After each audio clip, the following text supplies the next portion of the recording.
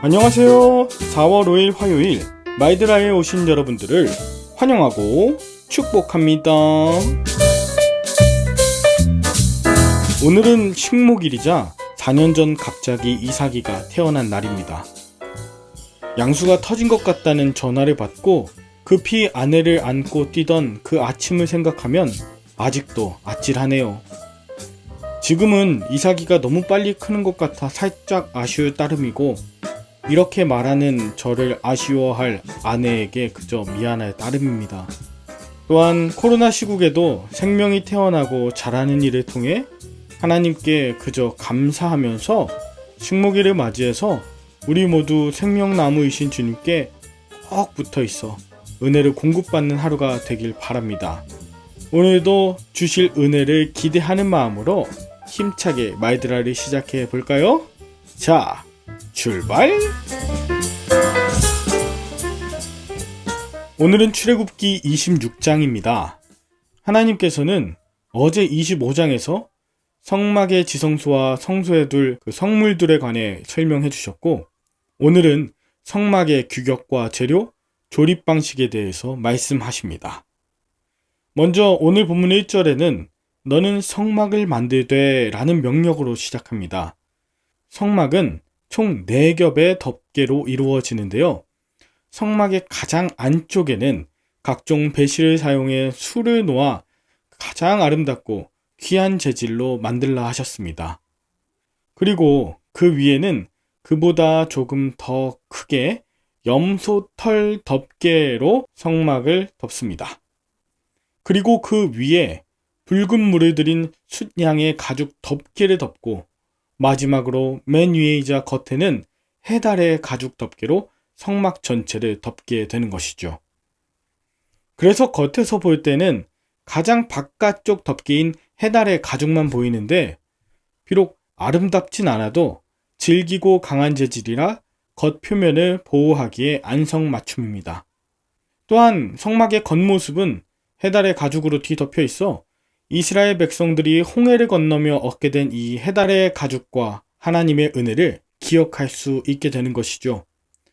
겉에서부터 해달의 가죽을 통해 우리를 보호하신 하나님, 또한 숫양을 통해 어린 양의 피를 통해 생명을 살리신 출애굽의 하나님, 또 염소 가죽을 통해 속죄의 양 되신 그리스도를, 또 가장 안쪽 덮개를 만드는 데 사용된 최고급 직물들과 금, 은 이런 재료들은 성막의 주인이 왕 되심을 기억할 수 있게 하는 것이었죠.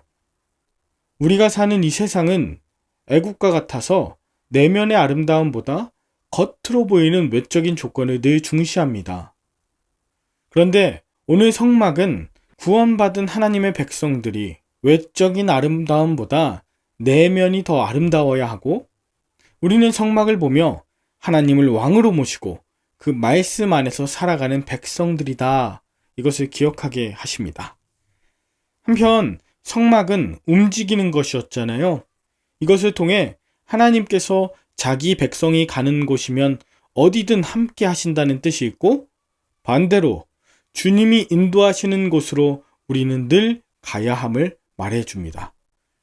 하나님은 결코 장소에 매이지 않으시지만 또 눈에 보이는 성막을 통해 그들과 함께 하시는 자신을 스스로 가두신 것입니다. 하나님은 가정이든 직장이든 학교든 애굽을 포함한 그 어떤 사망의 골짜기든 우리와 함께 하심을 기억하시길 바라요.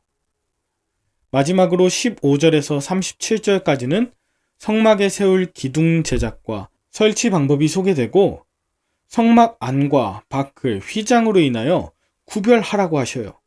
이렇듯 성소는 성막을 덮는 천들과 또 성막의 벽체 모든 부품들이 서로 연결되고 조립될 때 온전한 성막이 되었던 것처럼, 우리도 성령 안에서 모두 연결될 때 그 공동체가 바로 하나님의 몸된 성전이자 교회가 되는 것이죠. 또한 우리는 친히 자신의 몸을 찢어 하나님의 보좌 앞에 나아갈 수 있게 하신 그리스도를 힘입어 우리가 지성소로 나아갈 수 있는 것입니다. 저는 오늘 본문을 통해 또 한 가지를 좀 깨닫게 됐습니다. 어제 말씀드린 것처럼 아무리 귀하고 아름답다 하더라도 이 성소 자체가 하나님의 영광을 대신할 수 없다는 것이 첫 번째였고, 또 하나는 성막이 정말 하나님을 위한 공간이었을까 하는 질문이 그 두 번째였습니다. 그러면서 문득 성막은 하나님이 아닌 이스라엘 백성들을 위해 만들어 주신 것이라는 생각이 들었어요. 무엇보다도 하나님께서 거하실 곳이라고 생각했을 때에 성막과 기구를 만들 이스라엘 백성들 얼마나 기뻤을까요? 아마도 이 세상 최고로 의미 있는 일에 동참한다는 생각에 밤새 잠 못 이루고 설레이지 않았을까요? 마찬가지입니다. 하나님께서는 하나님의 전으로서의 교회가 아닌 하나님의 백성들을 위해 교회를 세우게 하십니다. 특별히 요즘 같은 코로나 시대에는 교회를 새롭게 세우거나 또 건축하는 일 매우 드물죠.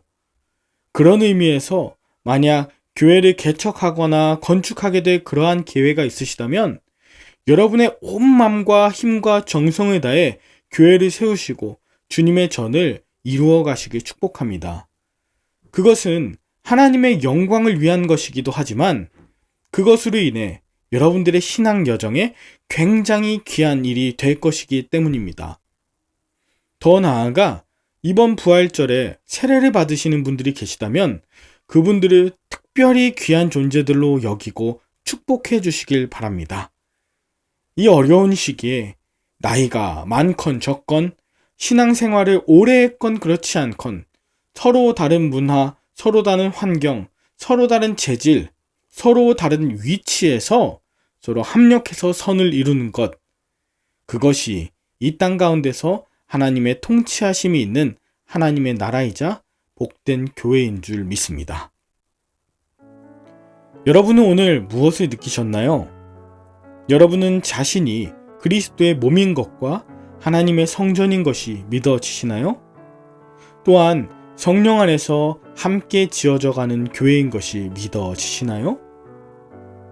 새롭게 시작하는 교회나 이제 막 세례를 받는 성도들을 통해 하실 크신 역사들을 기대하게 되시나요? 그렇다면 우리 교회나 공동체에서 연약하거나 소외된 지체는 없는지 살피고 하나됨을 지켜나가는 귀한 성전들 되시길 기도합니다.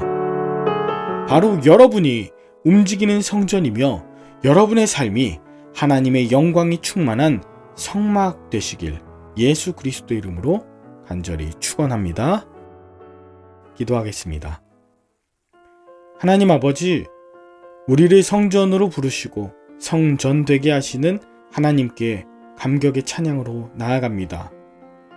원치 않는 여러 가지 상황들로 인해 상한 마음, 또 갈급한 영혼들이 있다면 하나님께서 임재하여 주사 어디에 있든지 무엇을 하든지 온전한 성소 되게 하옵소서. 자신의 몸을 찢어 하나님께로 나아갈 길을 여신 예수님의 이름으로 기도합니다. 아멘. 오늘도 좋은 하루 되시길 바라며 저는 내일 다시 뵙도록 하겠습니다. 샬롬!